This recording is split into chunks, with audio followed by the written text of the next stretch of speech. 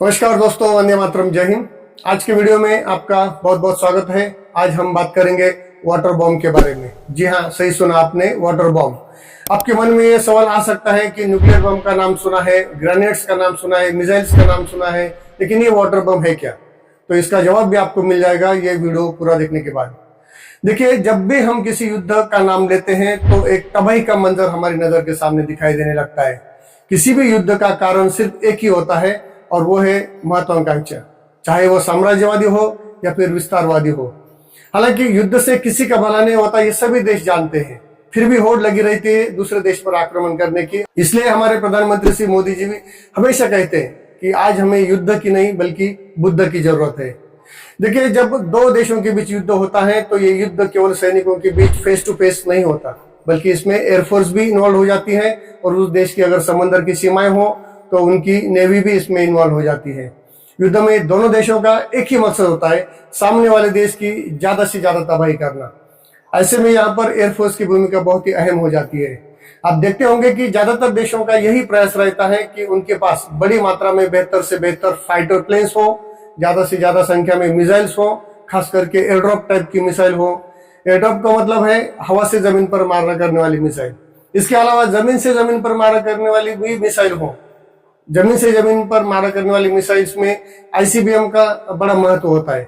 ICBM का मतलब है इंटर कॉन्टिनेंटल बैलिस्टिक मिसाइल, जो अपने ही देश में बैठकर दूसरे देशों के शहरों पर दागी जा सकती है। हालांकि आईसीबीएम एक न्यूक्लियर वेपन कैरी करने वाली मिसाइल है। भारत के पास भी एक आईसीबीएम टाइप की मिसाइल है जिसमें अग्नि 5 प्रमुख है और जिसकी रेंज करीब 8000 किलोमीटर तक है। तो युद्ध में कई तरह के बम का इस्तेमाल किया जाता है, जैसे न्यूक्लियर बम हो, केमिकल बम हो, बैरल बम, बंकर बस्टर, गाइडेड बम हो, लेजर गाइडेड बम हो, एक्सेट्रा। लेकिन ऐसे हथियारों का इस्तेमाल करने की एक जोखिम भी होती है कि शत्रु देश अगर आपके फाइटर प्लेन्स या बैलिस्टिक मिसाइल को हवा में ही नष्ट करने में सक्षम रहा तो आप युद्ध में कमजोर पड़ते जाएंगे। इसलिए आपके पास एक ऐसा हथियार हो जिसके लिए कोई विशेष टेक्नोलॉजी की जरूरत न हो और दुश्मन भी इसका कुछ नहीं बिगाड़ पाए।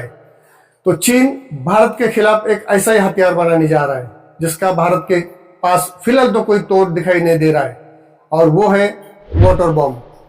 ऐसे वाटर बॉम्ब का इस्तेमाल करके हजारों लाखों लोगों की जिंदगी खतरे में डाली जा सकती है। इसमें domestic animals, farm animals, livestock, wild animals भी मारे जा सकते हैं और करोड़ों रुपए की टेंजिबल और नॉन टेंजिबल एसेट्स का भी विध्वंस किया जा सकता है। कुछ दिन पहले एक खबर आई थी चीन से कि चीन वाटर बॉम्ब बनाने जा रहा है। देखिए, किसी देश के पास अगर नेचुरल रिसोर्सेज हो, खास करके बड़ी बड़ी नदियां, तो उसका इस्तेमाल करके सामने वाले देश के जान माल का बड़ा नुकसान किया जा सकता है। और इसी सोच के साथ चीन ऐसा ही कुछ करने जा रहा है। चीन अपनी यारलंग सांको नदी पर, जिसे भारत में ब्रह्मपुत्र नदी के नाम से जाना जाता है, एक बड़ा डैम बनाने की तैयारी कर रहा है। इस डैम के पानी से सिंचाई भी होगी, बिजली भी तैयार की जाएगी और जरूरत पड़ने पर इसका उपयोग भारत के खिलाफ एक बॉम्ब की तरह भी किया जा सकता है। कहने के लिए तो चीन कह रहा है कि ये डैम एक हाइड्रो एनर्जी प्रोजेक्ट है, पानी से बिजली तैयार करना। इस डैम से भारत और बांग्लादेश को कोई खतरा नहीं है, लेकिन भारतीय एक्सपर्ट्स इस डैम को भारत के लिए सामरिक और आर्थिक दोनों दृष्टि से बड़ा खतरा मानते हैं। जो कि इस डैम बनाने के पीछे चीन का असली मकसद यही है कि कल अगर भारत के साथ चीन के संबंध बिगड़ जाते हैं, बायलैटरल रिलेशंस खराब हो जाते हैं, तो भारत को घेरने के लिए चीन इस डैम के पानी का इस्तेमाल कर सकता है। अगर आप गूगल पर चाइना वाटर बॉम्ब जैसे कीवर्ड से सर्च करेंगे तो जितने भी रिजल्ट्स आपके सामने आएंगे उसमें ज्यादातर रिजल्ट्स यही बताते हैं कि चीन का ये प्रस्तावित डैम भारत के लिए एक बॉम्ब थ्रेट ही है। देखिए, चीन दुनिया भर में अपनी विस्तारवादी नीति के लिए जाना जाता है। इसी नीति के तहत चीन अपनी ताकत के जोर पर हमेशा अपने पड़ोसी देशों पर दबाव बनाए रखना चाहता है, चाहे वो जापान हो, भूटान हो, ताइवान हो, तिब्बत हो या फिर भारत। भारत के साथ तो चीन की हमेशा से संघर्ष की भूमिका रही है, खासतौर से 1949 के बाद से, कभी सीधे तौर पर तो कभी छिपे तौर पर। इस संघर्ष के पीछे का प्रमुख कारण है सीमावाद, जिसमें तिब्बत के लद्दाख क्षेत्र को लेकर चल रहा विवाद हो, चीन के कब्जे वाले अक्साई चीन क्षेत्र पर चल रहा विवाद हो, भारत के पूर्वोत्तर राज्यों को लेकर चल रहा विवाद हो। इसके अलावा पाकिस्तान और भारत के बीच का जो विवादित क्षेत्र है, जिसे हम पीओके कहते हैं, पाक व्याप्त कश्मीर, उसमें भी चीन सीपेक बना रहा है, यानी कि चाइना पाकिस्तान इकोनॉमिक कॉरिडोर। तो उसको लेकर भी भारत ने चीन के पास आपत्ति जताई है कि ये प्रोजेक्ट आप ना करें, क्योंकि पाक व्याप्त कश्मीर आज भले ही पाकिस्तान के कब्जे में हो, लेकिन एक ना एक दिन वो भारत के कब्जे में आ ही जाएगा, क्योंकि पीओके भारत का अभिन्न अंग है। भौगोलिक दृष्टि से देखा जाए तो बांग्लादेश के साथ हम सबसे लंबी 4097 किलोमीटर की सीमा साझा करते हैं। उसके बाद दूसरी बड़ी सीमा है चीन के साथ। चीन के साथ भारत की सीमा रेखा की कुल लंबाई 3488 किलोमीटर है, जो जम्मू कश्मीर, हिमाचल, उत्तराखंड, सिक्किम और अरुणाचल प्रदेश के साथ साझा करता है। बांग्लादेश के साथ हमारी सबसे बड़ी सीमा रेखा होने के बावजूद हमारा बांग्लादेश के साथ कोई बड़ा खास विवाद नहीं है, लेकिन चीन के साथ हमारा कहीं ना कहीं सीमावाद होता ही रहता है। इसके पीछे सिर्फ एक ही कारण है कि चीन एक साम्राज्यवादी देश है, वो हमेशा अपनी सीमाएं बढ़ाने की फिराक में रहता है। 1962 का भारत चीन युद्ध इसी का परिणाम था। हालांकि उसके बाद आज तक भारत और चीन के बीच कभी युद्ध तो हुआ नहीं, लेकिन छिटपुट घटनाएं कई बार हुई है। 1975 में अरुणाचल प्रदेश में एलएसी पर, लाइन ऑफ कंट्रोल पर हुआ एक संघर्ष हो। उसके बाद 2014 में पूर्वी लद्दाख क्षेत्र में चुमार क्षेत्र को लेकर हुआ विवाद हो।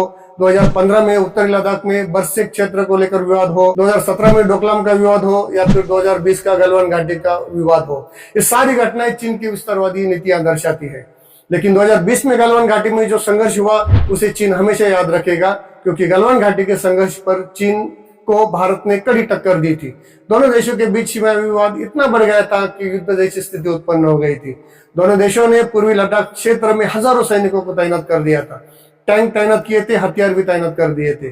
दोनों देश आमने सामने थे, कई दौर की वार्ताएं चली, लेकिन फिर भी तनाव कम नहीं हो रहा था। गलवान घाटी में जून 2020 में शुरू हुई झड़प अक्टूबर 2024 तक करीब 4 साल तक चलती रही, लेकिन भारत टस से मस नहीं हुआ। भारत ने इस मुद्दे पर चीन को मुंह तोड़ जवाब देते हुए अपनी कूटनीति से चीन को यह बात समझा दी कि भारत अब 1962 का वो भारत नहीं रहा जिसके साथ वो अन्याय कर पाएगा। यह नया भारत है जो अन्याय का मुंह तोड़ जवाब भी दे सकता है। और आखिरकार अक्टूबर 2024 में भारत के दबाव के कारण चीन को पीछे हटना पड़ा। भारत की यह सबसे बड़ी कूटनीतिक विजय थी। ऐसा पहली बार हुआ था कि चीन बिना किसी शर्त के गलवान घाटी से एलएसी से पीछे हट गया था, लाइन ऑफ एक्चुअल कंट्रोल से। तो पिछले 10 साल में हुई इन 4-5 घटनाओं ने चीन को एक बात तो समझ में आ गई कि भारत से भिड़ना अब चीन के लिए पहले जैसा आसान नहीं रहा है। एनीवेज, तो अब आते हैं अपने मूल मुद्दे पर, चीन का वाटर बम। देखिए, भारत और चीन के बीच युद्ध होने के आसार बहुत ही कम लगते हैं। इसके पीछे 2 कारण हैं। पहला कारण यह है कि भारत और चीन दोनों ही परमाणु हथियार संपन्न देश हैं। युद्ध की स्थिति में परमाणु हथियारों का इस्तेमाल करने से पहले दोनों देशों को कई बार सोचना पड़ेगा, क्योंकि इस युद्ध से होने वाली तबाही न सिर्फ दोनों देशों को बर्बाद कर देगी, बल्कि इसका रूपांतर शायद तीसरे विश्व युद्ध में भी हो सकता है। दूसरा कारण यह भी हो सकता है कि अपने पारंपरिक हथियारों के साथ युद्ध किया जाना, जैसे जमीनी स्तर पर आमने सामने का युद्ध हो, एयर स्ट्राइक हो, मिसाइल हमला हो, ये बाकी हथियारों का इस्तेमाल हो, ये भी चीन के लिए आसान नहीं होगा, क्योंकि आज का भारत अब पहले जैसा नहीं है। इसका अंदाजा चीन को 2020 के गलवान घाटी के विवाद के दौरान ही आ चुका है। लेकिन फिर भी हम चीन पर भरोसा नहीं कर सकते, कभी भी भरोसा नहीं कर सकते, क्योंकि चीन एक विस्तारवादी नीति पर चलने वाला देश है।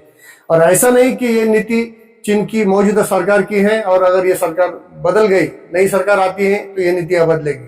जैसा दूसरे देशों में होता है कि नेता बदलता है तो नीतियां भी बदलती है, लेकिन चीनियों की ये हमेशा फितरत रही है कि सरकार चाहे किसी की भी हो, वो अपनी विस्तारवादी नीति कभी नहीं छोड़ता। कहने का मतलब यही है कि चीन कुछ भी कर सकता है। ऐसी स्थिति में छुपे युद्ध के रूप में चीन अपने डैम के पानी का इस्तेमाल वाटर बम की तरह कर सकता है। चीन अपने इस प्रस्तावित डैम से पानी रोककर भारत के संबंधित राज्यों में सूखे की स्थिति पैदा कर सकता है, या ज्यादा से ज्यादा पानी छोड़कर बाढ़ की स्थिति भी उत्पन्न कर सकता है। या अगर युद्ध की स्थिति आती है तो ऐसी स्थिति में इस डैम के सारे दरवाजे एक साथ खोलकर पूरा बहाव भारत में छोड़ सकता है, जिसके कारण भारत के नॉर्थ ईस्ट राज्यों में बड़ी तबाही मच सकती है। चीन के लिए ऐसा करना इसलिए आसान है क्योंकि भौगोलिक स्थिति चीन के पक्ष में है। भारत की 3 प्रमुख नदियां सिंधु, सतलज और ब्रह्मपुत्र का उगम स्थान चीन के तिब्बत क्षेत्र से है। इसी में से एक नदी ब्रह्मपुत्र, जिसे चीन में यारलंग झांगपो के नाम से जाना जाता है, इसी नदी पर चीन की अपनी नया डैम बनाने की योजना है, जिसका नाम है सुपर डैम, जो तैयार होने के बाद दुनिया का सबसे बड़ा हाइड्रो पावर प्रोजेक्ट बन जाएगा। यह प्रस्तावित डैम चीन के अपने ही 3 गॉर्जेस डैम से 3 गुना बड़ा होगा। थ्री गॉर्जेस डैम आज की तारीख में दुनिया का सबसे बड़ा हाइड्रो पावर प्रोजेक्ट है।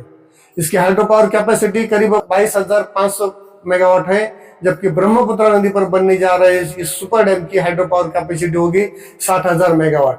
थ्री गॉर्जेस डैम की हाइड्रो पावर कैपेसिटी से 3 गुना ज्यादा। इस डैम की वाटर स्टोरेज कैपेसिटी करीब 40,000 मिलियन क्यूबिक मीटर होगी और डैम का कैचमेंट एरिया लगभग 50 किलोमीटर होगा। हाइड्रो पावर जनरेशन के लिए नामच्या पर्वत में 4 से 6 टनल बनाए जाएंगे, बड़े बड़े टनल जो करीब 20 किलोमीटर लंबे होंगे, और इस टनल के एंड में हाइड्रो पावर जनरेटर इंस्टॉल किए जाएंगे जिनसे करीब 60,000 मेगावाट की बिजली का निर्माण किया जाएगा। इसकी कैपेसिटी आप इस बात से समझ सकते हैं कि भारत की कुल बिजली खपत लगभग 2,50,000 मेगावाट है। मतलब भारत की ऊर्जा खपत का 1/4 भाग बिजली अकेले इस एक डैम से तैयार की जाएगी। ब्रह्मपुत्र नदी के बारे में बात की जाए तो ये नदी चीन के तिब्बत के कैलाश पर्वतमाला क्षेत्र से निकलती है। चीन में इसे यारलंग झांगपो नदी के नाम से जाना जाता है और भारत में इसे ब्रह्मपुत्र कहते हैं। तिब्बत में नामच्या पर्वत पर ब्रह्मपुत्र नदी एक शार्प यू टर्न लेकर भारत में प्रवेश करती है और अरुणाचल प्रदेश और असम से बहती हुई आगे बांग्लादेश में चली जाती है। ब्रह्मपुत्र नदी के कुल बेसिन क्षेत्रफल का 50% हिस्सा चीन में है, जो लगभग 2,71,000 वर्ग किलोमीटर में फैला है। भारत में इसका करीब 36% हिस्सा है, जो करीब 1,95,000 वर्ग किलोमीटर में फैला है। बाकी का 14% क्षेत्र बांग्लादेश और भूटान में आता है। चीन के इस प्रस्तावित डैम से भारत इसलिए चिंतित है क्योंकि जिस जगह ये डैम बनेगा वो पूरा भूभाग सिस्मिक जोन में आता है, हाई सिस्मिक जोन में, यानी कि उच्च भूकंपीय क्षेत्र में।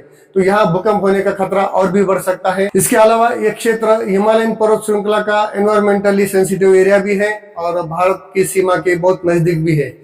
वैसे तो भारत के लिए चिंता करने के और भी कारण है, बहुत सारे कारण है, जैसे कि ये बांध बनने से भारत में सूखा पड़ने की आशंका है या फिर अचानक बाढ़ आ सकती है, जिसके कारण भारत के अरुणाचल प्रदेश और असम के करीब 10 मिलियन लोग बाधित हो सकते हैं। इससे पहले भी चीन की अपस्ट्रीम गतिविधियों के कारण अरुणाचल प्रदेश और हिमाचल में अचानक बाढ़ आई थी और अभी हाल ही में सियांग का पानी भारत में प्रवेश करते समय गंदा और भूरा दिखाई दिया था। सियांग मतलब ब्रह्मपुत्र को अरुणाचल प्रदेश में सियांग नदी के नाम से जाना जाता है। तो असम सरकार ने भी 2017 में कहा था कि सियांग नदी प्रदूषकों से काली हो रही है और तेजपुर में नदी के पानी के नमूनों से पता चला है कि पानी में बड़ी मात्रा में खनिज गुण मौजूद थे।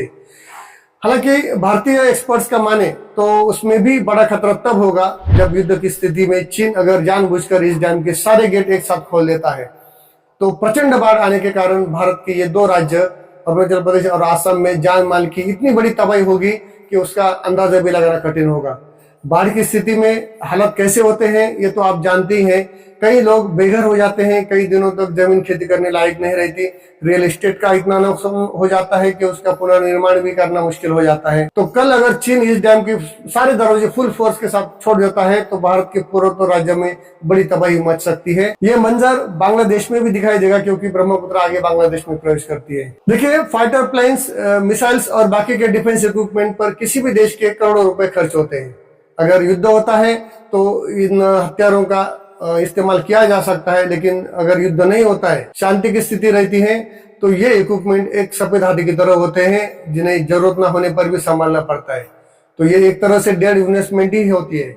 लेकिन जब वह अपने देश की सुरक्षा का मामला आता है तो ये डेड इन्वेस्टमेंट हमें करनी ही पड़ती है। तो दूसरी ओर चीन द्वारा बनाए गए इस वाटर डैम का इस्तेमाल शत्रुओं को नुकसान करने के लिए भी किया जा सकता है और अगर युद्ध करने की नौबत नहीं आती है तो भी चीन फायदे में रहेगा क्योंकि इसका पानी सिंचाई के लिए और बिजली बनाने के लिए इस्तेमाल किया जाएगा। तो चीन के इस वाटर बॉम्ब का मतलब ये हुआ कि आम तमाम गुठलियों की विदाम, है ना। तो अब इस पर भारत की भूमिका क्या है? देखिए, भारत हमेशा से चीन के बांध निर्माण गतिविधियों को लेकर संशय में रहा है क्योंकि चीन कभी भी अपने बांध निर्माण के बारे में स्पष्ट नहीं रहा है। वो हमेशा ऐसे प्रोजेक्ट के बारे में जानकारी देने से बचता आया है। इससे पहले भी चीन ने ब्रह्मपुत्र नदी पर जंगबो नाम का एक बांध बनाया था, लेकिन चीन ने कभी इसके बारे में भारत को जानकारी नहीं दी। साल 2010 में कई वर्षों के इनकार के बाद चीन ने आखिरकार स्वीकार किया कि उसने ब्रह्मपुत्र पर जंगबो नाम से एक बांध बनाया है। इसलिए 2014 में जब नरेंद्र मोदी सत्ता में आए तो उन्होंने जल संसाधन मंत्रालय से ये सत्यापित करने के लिए कहा था कि क्या ब्रह्मपुत्र पर बनाए गए बांध, चीन द्वारा बनाया गया बांध वास्तव में रन ऑफ रिवर है या स्टोरेज बांध है। रन ऑफ रिवर का मतलब है जहां पानी के उपयोग के बाद उसे वापस छोड़ दिया जाता है नदी में। तो जैसे ही चीन के इस नए डैम की, सुपर डैम के बारे में न्यूज आधिकारिक तौर पर सामने आई तो भारत सरकार ने भी तत्काल चीनी सरकार को अपनी आपत्ति जताई। हालांकि चीन भारत की बात माने या ना माने, लेकिन इस समस्या का सामना करने के लिए भारत ने भी कुछ कदम उठाए हैं। भारत ने चीन की ओर से प्रस्तावित इस बांध के प्रभाव का मुकाबला करने के लिए अरुणाचल प्रदेश में एक बड़ा बांध बनाने की योजना का निर्णय किया है। हालांकि इस परियोजना के लिए अभी तक सर्वे शुरू नहीं हुआ है, क्योंकि इस योजना के खिलाफ स्थानीय लोगों के विरोध प्रदर्शन शुरू हो गए हैं। क्योंकि इस परियोजना से अरुणाचल प्रदेश के सियांग और ऊपरी सियांग जिलों के लोगों का बड़े पैमाने पर विस्थापन करना पड़ सकता है। इसके साथ साथ भारत के इस प्रस्तावित जल विद्युत परियोजना से 11,000 मेगावाट बिजली का भी निर्माण किया जाएगा। लेकिन इस जल विद्युत परियोजना से स्थानिक पर्यावरण पर प्रतिकूल प्रभाव पड़ने का भी डर कायम है। लेकिन जो विरोध प्रदर्शन हो रहा है, हो सकता है इसके पीछे चीन का हाथ हो, क्योंकि चीन नहीं चाहता कि भारत बचाव की स्थिति में आए। एनीवेज, तो आज के लिए इतना ही। जल्दी मिलेंगे अगले वीडियो में किसी नए मुद्दे के साथ। तब तक के लिए नमस्कार। आपसे अनुरोध है कि इस वीडियो को शेयर कीजिए, लाइक कीजिए और चैनल को सब्सक्राइब जरूर कीजिएगा। आपका बहुत बहुत धन्यवाद। वंदे मातरम। जय हिंद।